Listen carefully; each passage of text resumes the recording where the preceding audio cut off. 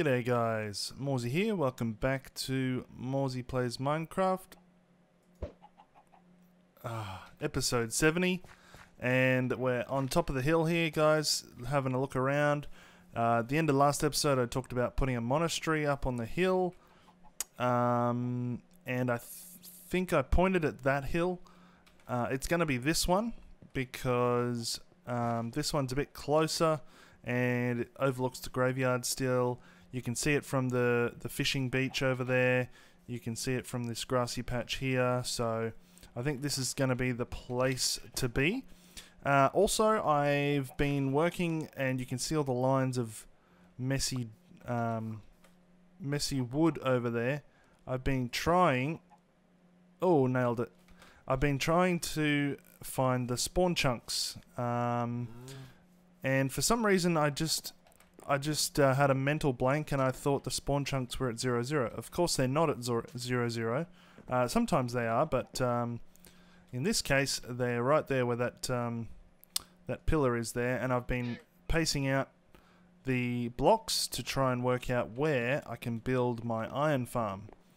And it turns out that I can build my iron farm right under this mountain, which is cool.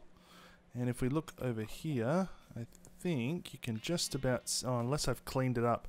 I think you can just about see... Oh yeah, you see the blocks here? So they run along the side of this mountain. So it's just enough room to build my iron farm. Actually, this is it here. This is the edge of the spawn chunks here.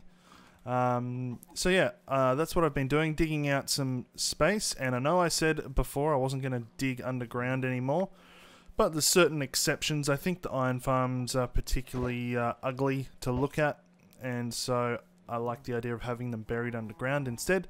There's a lot more work involved in building them, but I think the end result's a lot better. So the idea is we're going to have probably like some kind of a town slash monastery up here, up on the hill. I think I've just started flattening out this ground. I think we'll have some retaining walls here and fill this in a little bit more. We'll have some sort of a big hall slash tower thing here, which will overlook everything, and then maybe a couple of little huts and shops around here as well, and then the iron farm will be underneath. But I've just been caving real quick, got a few bits and pieces. I ran into an abandoned mine shaft, which was really good, and I'm going to go and dig up all of these guys. But I've got a few things I want to do this episode. I'm going to continue working on the iron farm dig, and let me show you what we've got at the moment. So I'm going to be building the Iron Titan, and the Iron Titan is by Tango Tech, and it's the same one that I built in my last world.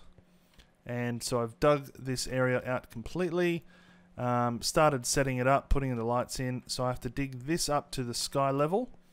I've already done it here. I just have to take that top layer off, and then I have to do another one over here.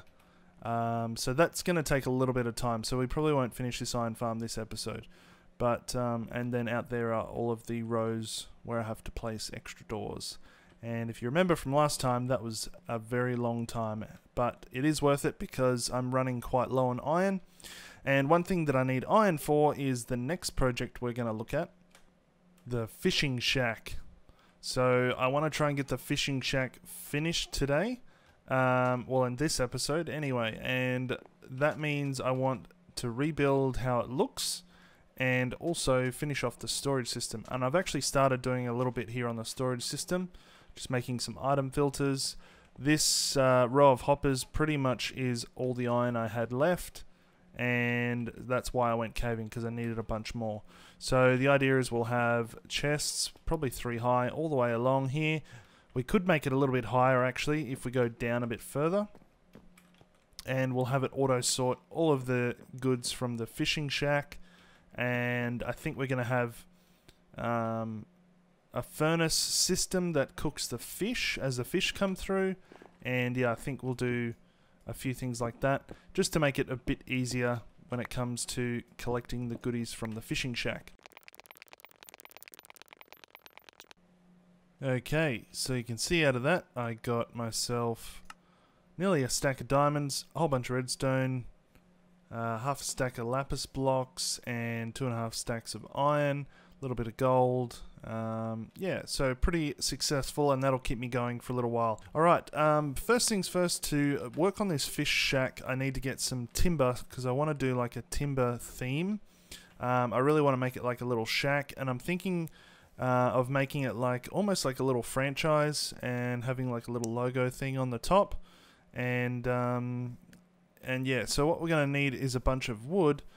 So I've got some spruce here, I've got some dark oak over here, and some obviously just regular oak. I'm going to collect a bunch of this, and then we'll get started on what this is going to look like. And I think we're going to change out the way that that fish farm works as well. There's a better design we can look at.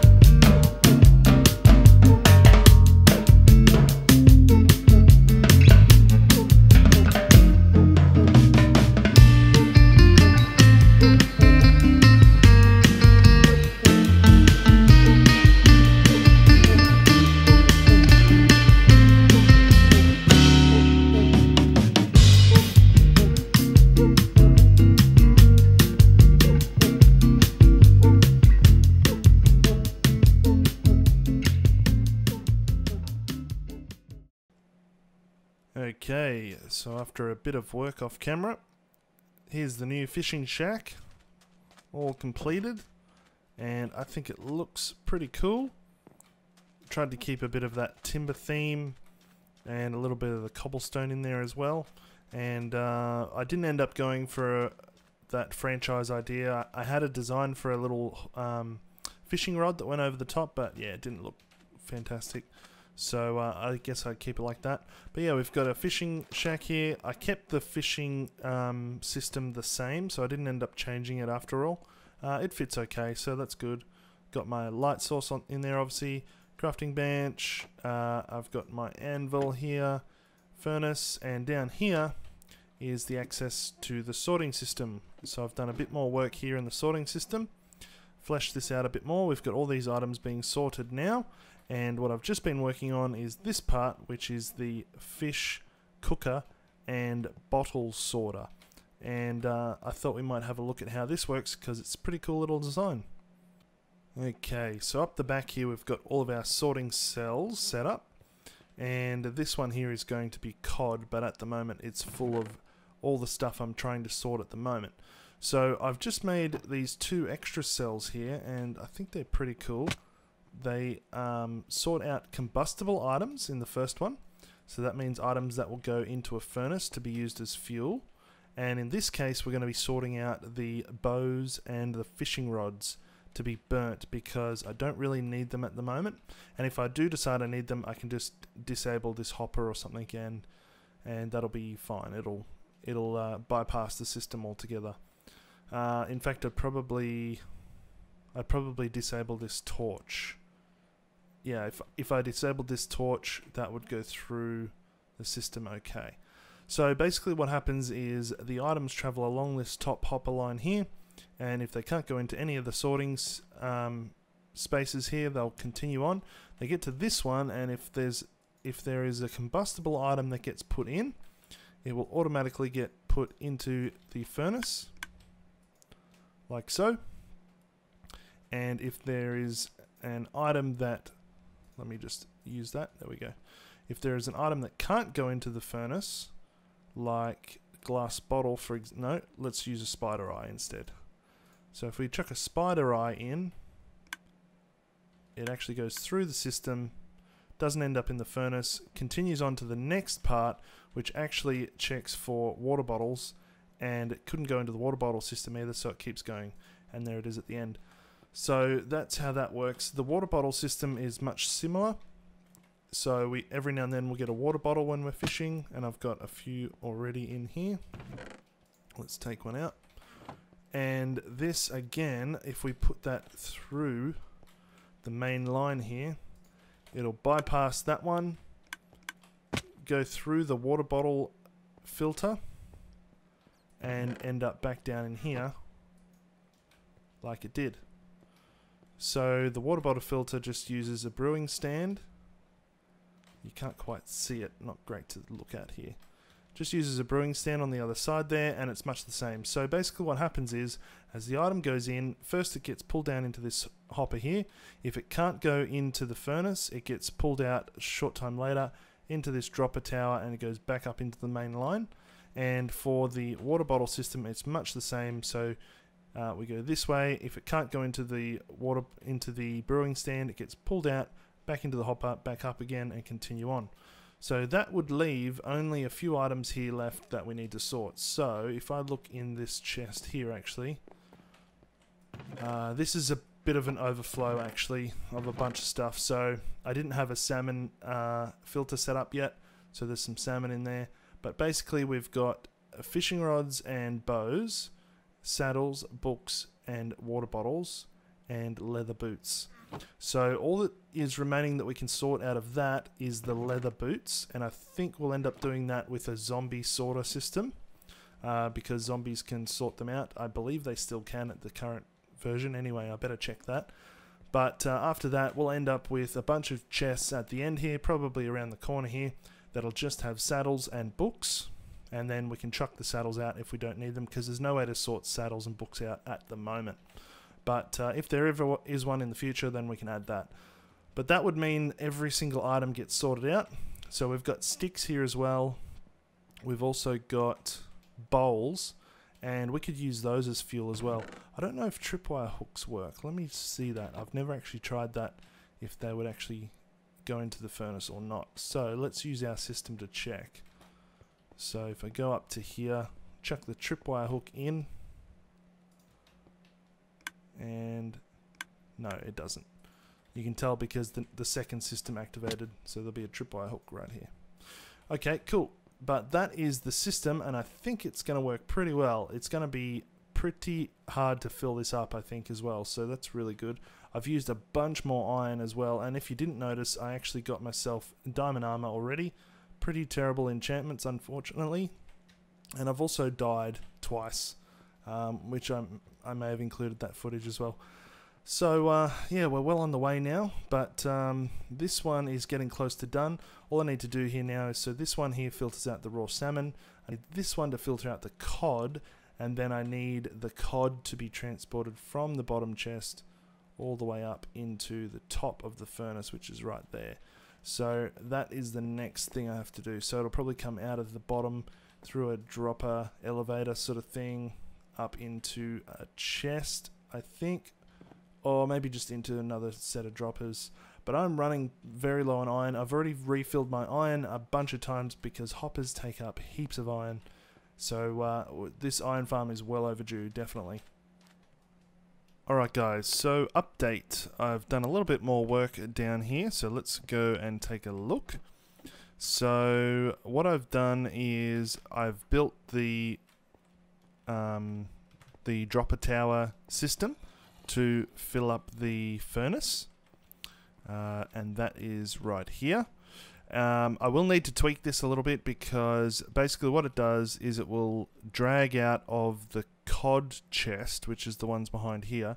It'll drag out every cod that goes in there, shoot it through the dropper tower up into the furnace ready to be cooked, but it does that for every single one. And if I'm right, the fuel that we're going to be using, so the bows and the fishing rods, aren't super common, so we're going to have a bit of a backlog of fish in here, and if this gets full, it's going to stop working. So I'll have to work out something to do with that. I think the way to go would be to somehow work out every time that this furnace cell fires, which means it's got something ready to cook, that it shoots one fish up. I think that's probably the way to do it. I'm not sure how I'm going to do that yet, because it's pretty tight in here. And again, when I was talking before about maybe stopping this thing, like bypassing the furnace, I'd have to remove that torch. At the moment, the only way I can do that is by disabling the top here. But if I disable the top, then this torch won't work either, which is what makes it go down and then back up. So ultimately, I still need to try and block off that hopper there, like power it so that it doesn't continue. Well, what's in here? Maybe I can do something in there. That's good. That's a good option. So let's have a look at some other things here. So we've got a cactus in here, and there's another dropper here. So around the corner, we've got a little trash chest. So I can chuck some things in here. I don't want to destroy any of that stuff. Let's see. Let's destroy a bottle. So I chuck that in there. It gets dispensed out on top of the cactus, gets destroyed. And that also works for the bottle sorter. So you can see there's a dropper there, or a dispenser there. Is that a dispenser or a dropper? Dispenser, I think. And then what happens is when the bottles get sorted, they go through that and through to the next part. Fills up the bottom chest, which will then fill up this hopper.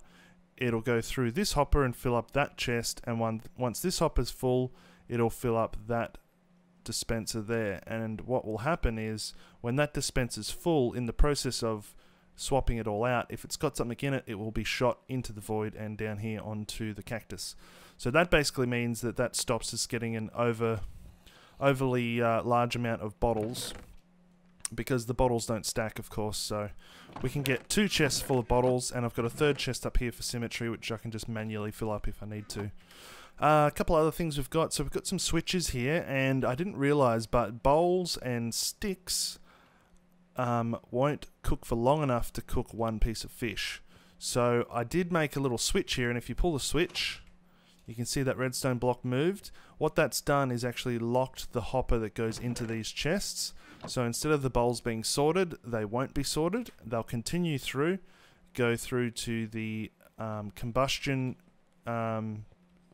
sorting system to see if they can be burnt, and they can. So once they go in there, they start cooking, but they don't cook for long enough to cook a whole fish. So that pretty much just destroys them, basically. That's all that switch does at the moment. So yeah, that's kind of useless actually, and the same with the sticks. So again, with the sticks, I can just destroy the sticks or keep them. So they're pretty pointless. So I'll probably get rid of them actually. What else have we got? Okay, so we've got this part here. This is everything else that gets sent down. So all things going well, we shouldn't have anything in these chests except for saddles, books, and leather boots. And to test all of that, what I've done is I've gone through and I've emptied or moved all the items. So I've moved the leather down to the bottom corner. I've moved a couple other ones down to the bottom corner here. So what I can do now is set up my AFK fishing and get AFK for a while, and I should be able to see all the new stuff be sorted up into the corner. This one's got heaps of junk in it still, but all the new stuff will start in this corner so I can see what's there. And all things going well, the only thing in here should be the stuff that we want to keep, like the books and the saddles, which we don't really want to keep. It's really just about the books here. That's all we want. And there's a bunch of zombies here and I can't find them. So what we'll do is I'll go back and do some AFK fishing, and I'll probably let that go for a couple of hours and then see what we come up with. Alright, fast forward a couple of hours and I've been AFK for a little while doing some fishing.